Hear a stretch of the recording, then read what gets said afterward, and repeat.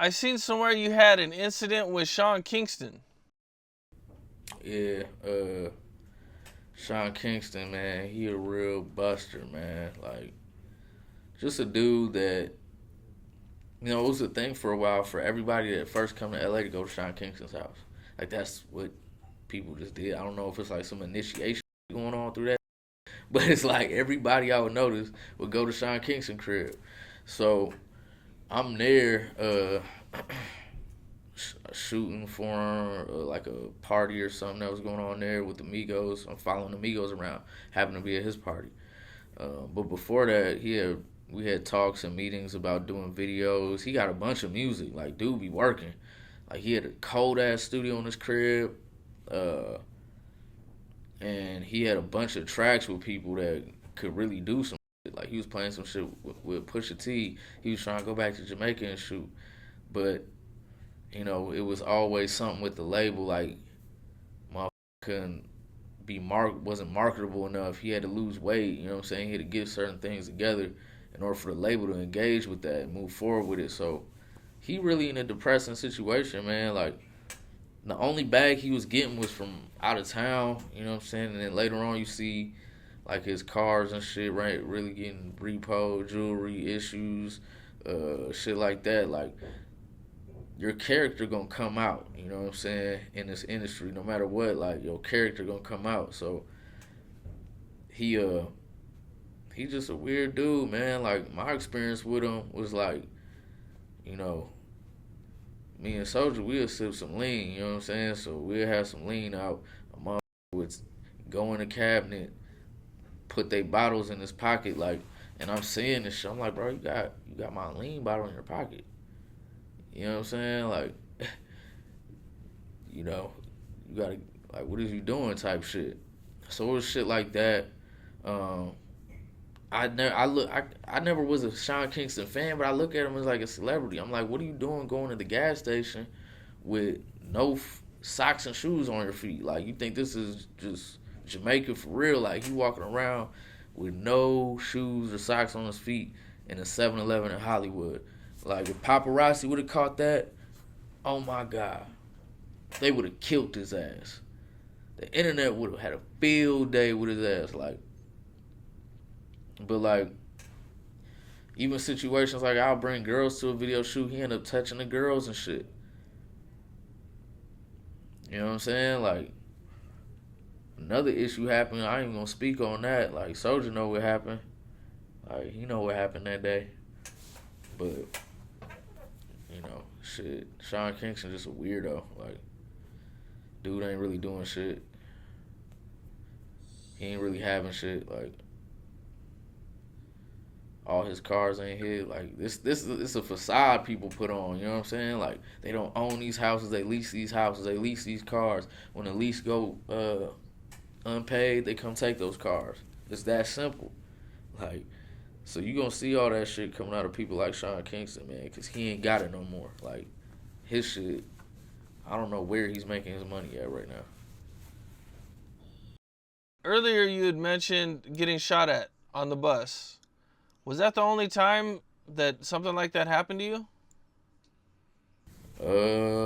Not the only time in my career. Like, I've been shot at in Miami before, just shooting for other people that would, like, local rappers around the world that would book me. I've been in people's hoods where other shit has went down. Um, but never that close though. Like, never that extreme. You know what I'm saying? Like, I would say going to jail that time for all them people over that weed shit, that synthetic, modified enhanced marijuana charge. They try to give me some trumped up charges, man. Like, that was worse than getting shot at, man. Cause jail was just weak as hell. It's the weakest place on earth, for real, for real. Like, so I don't know. Like, that was probably the worst situation as far as getting shot at was with Chief Keef on that tour bus, and it caught me completely off guard because I didn't even know what was going on. Like, I didn't even know he was beefing uh Wihtout Glizzy. I didn't even know what was going on. So the shit was just wild as hell. One shit they could do about it though. Like you're on a tour bus, you can't see out. They can see you though. Like can't really shoot out of a tour bus. We're kind of at the mercy of them. So that shit was real scary because you're in a closed environment. People moving around, falling off the shit, dropping to the ground. You know what I'm saying? Like, lucky ain't nobody get hit for real.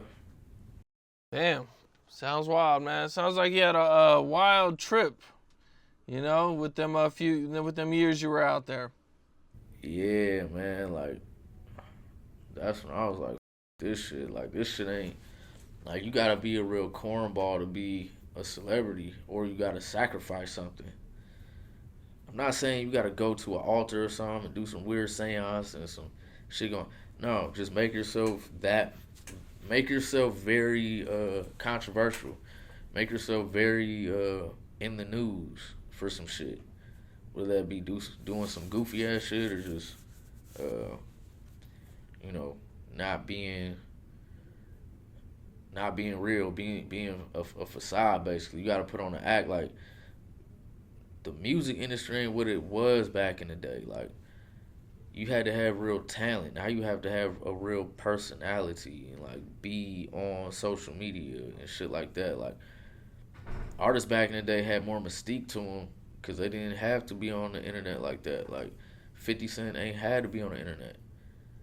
You would never be able to know his every move. Like that's what makes people special.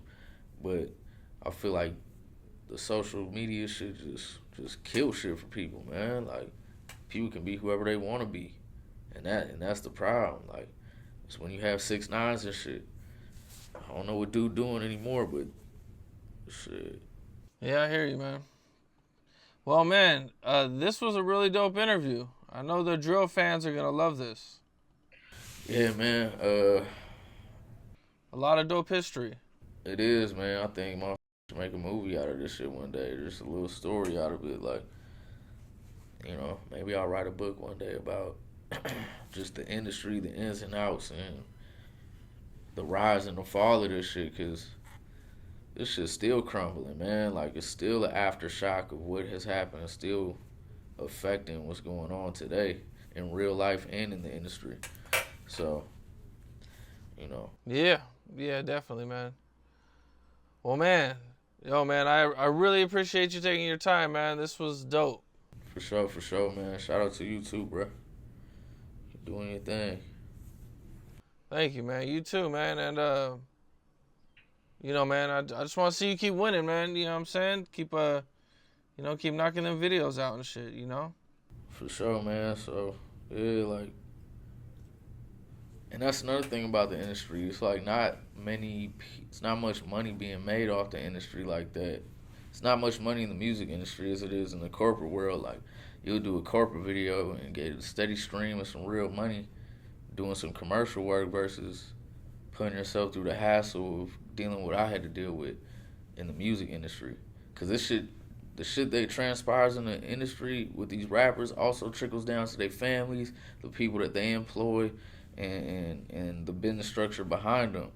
So, you know, the shit gets crazy, man. Like Kanye West is right, man. Like, you get 3 choices: brain dead, institutionalized, or just dead. Like, in this rap, it's like boxing. So, I just want the youth to keep that shit in mind, man, because there's too many youths dying because of this shit, for real. Yeah, that's real shit. Definitely, man. Well, I appreciate you, man. You know. Alright, for sure, man. What's up? This is Cam Capone. We got more content like this coming soon. So hit that like button, subscribe, and stay locked in to Cam Capone News.